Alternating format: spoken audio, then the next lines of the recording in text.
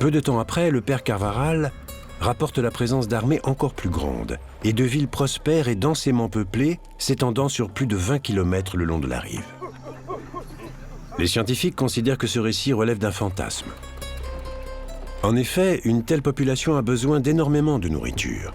Or, le sol était si pauvre qu'il n'aurait jamais pu produire de récoltes suffisamment abondantes. Cela ne tient pas debout.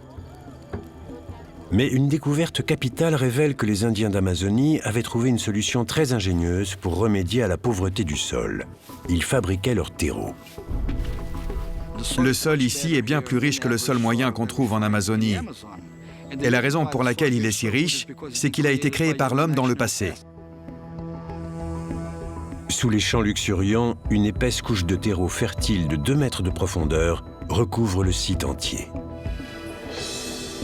On appelle cela terra preta, et il n'existe rien de comparable sur la planète.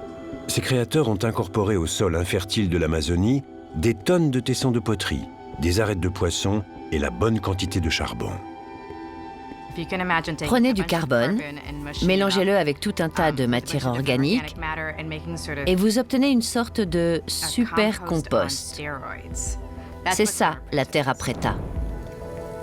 Depuis des siècles, les agriculteurs du monde entier pratiquent le brûlis pour régénérer les sols. Mais apparemment, les Amazoniens avaient recours à une méthode différente. La combustion partielle, qui leur permettait d'obtenir non pas des cendres, mais du charbon. Le résultat, un des sols les plus fertiles et les plus stables de la planète. La concentration en nutriments des sols qui contiennent de la terra preta est tellement hors norme que nos instruments n'arrivent même pas à la mesurer.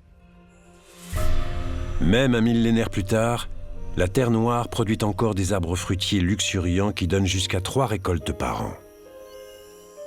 La terra preta est la recette secrète de la vie en Amazonie.